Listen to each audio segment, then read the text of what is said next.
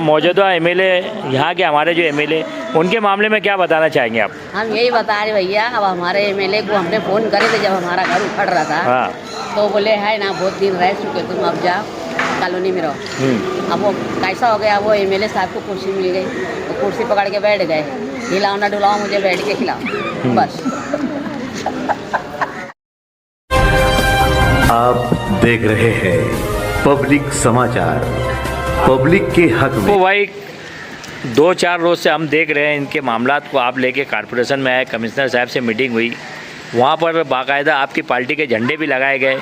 उसके बाद भी फिर वहाँ से झंडे उतार के जो है तो वहाँ से झंडे निकाल दिए और फिर बाद में जो है तो जो एक शेड बना हुआ था कल हम लोगों ने देखे उसको तोड़ दिया गया है। तो कहीं ना कहीं आपकी पार्टी कमज़ोर पड़ रही है कि क्या आपका दबदबा कमज़ोर पड़ रहा है यहाँ पर? पहली बात तो ये ना पार्टी कमज़ोर पड़ रही है, ना मैं कमज़ोर पड़ रहा, ना कोई दबदबे की बात। पार्टी हमारी नियम अनुसार काम करती, ठीक है। कुछ कार्यकर्ताओं ने जज्बात में आके वहाँ पे झंडा लगा दिए कर दिए, ठीक है। मैंने मना किया, हालांकि मतलब जब तक हमारा डिसीजन हो नहीं जाता उसके बाद में जो भी करना है हमारा मुझे भी करना है, लेकिन ठीक है कुछ लोगों ने कर दिए। अब कुछ लोग, लेकिन वो करने के पीछे भी कुछ कारण हो, उन्होंने मुझे कुछ वजह बताई।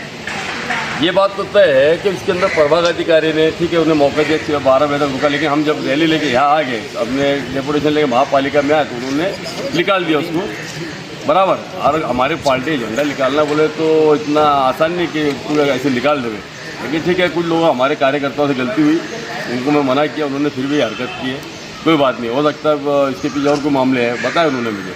लेकिन ये बात तो तय है जिस तरह से हमसे उन्होंने मांगे परमिशन लिए कि झंडे की ये करें, तो हमारा स्टैंड ये है कि भी आगे महापालिका इलेक्शन लगने वाला है। अब ये पूरे प्रभाग अधिकारी, अब इनसे हम परमिशन मांगेंगे, या झंडा रहेगा ना, इन लीगल का झंडा रहेगा तो इनके ऊपर हम कार्रवाई कराएंगे। ये इन्होंने हमको एक आँख खोल दिया हमारी, ये मेरा से अच्छा हो गया। ये हमारे कार्यकर्ता ने गलती कर दी, लेकिन उसका बेनिफिट अब हमको ये कन्फर्म हो गया कि भाई झंडे का सिर्फ परमिशन कंटिन्यू होना, कहीं तुम झंडा नहीं लगा सकते। तो अभी मालेगांव में देखने में आता कहीं भी बैनर लग गया, कहीं भी झंडा लग गया। तो अब ये प्रभाग, अब मेरा झगड़ा अधिकारियों से रहेगा, आवाम से, कोई नेता उता से नहीं रहेगा, मेरा झगड़ा अधिकारियों से रहेगा, उनके ऊपर अब कार्रवाई मैं करूँगा। यानी तुम कार्रवाई की बात करते हो तो यार हमारा से संविधान नहीं है क्या, हम तुम पे कार्रवाई कराएंगे। ये होगा विषय खत्म तुम्हारा झंडे का, ये मेमोरी में डाल दो ना। बीजेपी का कार्यकर्ता डरता, ना पदाधिकारी डरता। अच्छा, अभी क्या हुआ, आपकी चर्चा हुई कमिश्नर साहब से? हाँ, क्या विश्वास दिलाया अभी इन्होंने? अभी इन्होंने जो वही वहाँ के शिष्टमंडल साथ में था, 8-10 लोग उन्होंने बुलाए थे। हमने कल डिपुटेशन लाने के बाद आज हमारी 12:30 बजे उन्होंने मीटिंग रखी थी। रखने के बाद अभी ये हुआ कि इसके अंदर लाइट इंस्पेक्टर थे, स्वच्छता के अधिकारी थे, है ना, बिल्डिंग के अधिकारी थे, यानी अनकरीब सभी पदाधिकारी को उन्होंने मिला के आज हमारी मीटिंग ली है। और उन्होंने सबसे पूछताछ करके क्या क्या तकलीफ है आवाम से सब पूछे, इन्होंने अपनी डिटेल सब बताई।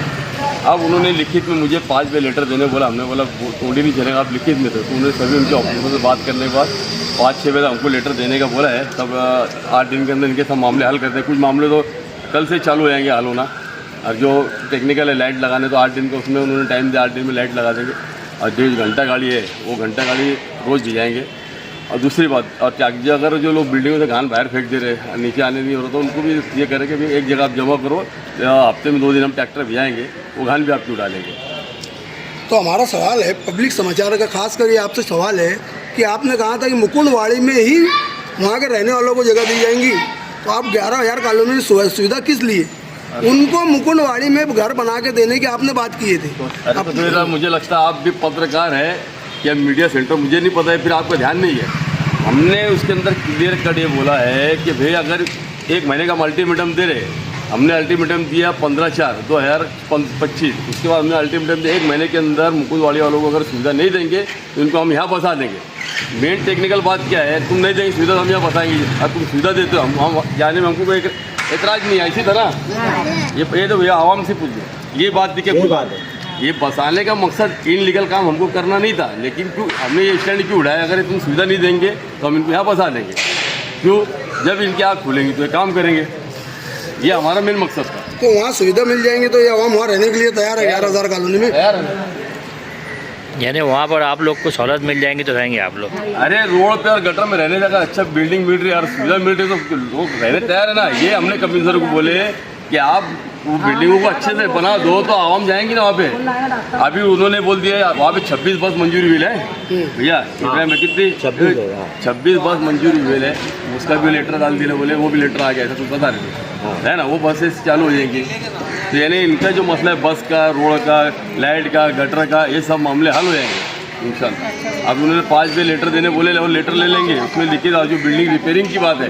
दूसरी बात जो बिल्डिंग का काम है, समझे ना, बिल्डिंग का काम जो है इसकी स्कीम 2017 में खत्म होगी, इनका ऐसा बोलना है। अभी मीटिंग में चर्चा हुई ऐसी ना, 2017 में स्कीम खत्म बंद हो गई। लेकिन जो बिल्डिंग है, जो 7 बिल्डिंग बोले बंद है, उनका काम बंद है तो ठीक है, लेकिन जो लोग आज 10,000 लोग वहाँ पे रह रहे, तो उनके यहाँ से जो बिल्डिंगों को जो मरम्मत करनी है, तो बोले अभी ये तो पैसा महापालिका से लगा के उसको दुरुस्ती करके इनको दे देंगे, ये सब उन्होंने आश्वासन दिया। हम बोले लिखित में, तो हम लिख के देते हैं, तो हमारा मामला खत्म भी हो जाए। लिख के अगर दे रहे और काम करे तो फिर कोई लोगों को झगड़ा नहीं है ना। तो 26 बस जो पास हुई है, तो कब से चालू होंगी या फिर सिर्फ कागज़ पे पास हुई? नहीं देखो, अभी तो यार उन्होंने बोले ना, अब जब उसने बोला, कमिश्नर साहब ने जब बोले ले, तो जाहिर सी बात, जब बस आएंगी नहीं आएंगी तो बाद में उसका भी देखेंगे ना। अब जो बस आएंगी तो जाहिर सी बात है वो पूरा गांव के लिए फायदेमंद ही होंगे। वो तो सबके लिए फायदेमंद रहेंगी, वो तो सबको दिखेगा। लेकिन आपको कुछ तारीख मिली यहाँ से? तारीख मिली ना, 3 महीने का बोले है ना। 3 महीने में, 3 महीने में बस। चौथे महीने में इलेक्शन है, फिर बात पेंडिंग ना हो जाए। बराबर 3 महीने का तुम्हारे को अल्टीमेटम दिए, चौथे महीने में इलेक्शन खड़ा हो गई बात। अरे यार अच्छा खाला, अभी कारपोरेशन इलेक्शन आ रहे हैं, इस विषय में आप क्या बताना चाहेंगे? भैया 7 साल से लोग सब सेवता कर रहे, 7 साल हो गए, कोई सेवता होती नहीं, और अभी 3 महीने में भी कुछ नहीं उखाड़ पाएंगे। बस गरीबों का खून चूसेंगे, 15 की भी दे देंगे। समझा? खाला, वो एमएलए के मामले में क्या बताए थे अभी आपने? क्या बताना, क्या अभी कुछ बता रहे थे आप? बताओ ना क्या बोले बताए? थे। मैंने बोली थी, इन्होंने बोले कि पहले तुम पूछो ना। क्या बताना चाहेंगे एमएलए साहब के हमारा मामले में? एमएलए क्या कर रहा है ऐसा पूछे थे। तुम्हारे एमएलए क्या कर रहे हैं मालेगांव हाँ, के? हमारे एमएलए बैठ के कुर्सी पकड़ के बैठे, ले हिलाओ ना डुलाओ, मुझे बैठ के खिलाओ। हाँ, जीत के आने को 15 दिन नहीं हुए थे, हमारा झोपड़ा उजाड़ दिया, हमारी पूरी बस्ती उजाड़ के वाट लगा दिया। हमारे घर में बैठ के बोले तुम मुझे जीत के लाओ, तुम्हारी बस्ती तुम्हारे नाम पे कर। किसने बोला आपको ये? वो एमएलए साहब के वर्कर लोग आए थे हमारे घरों पर।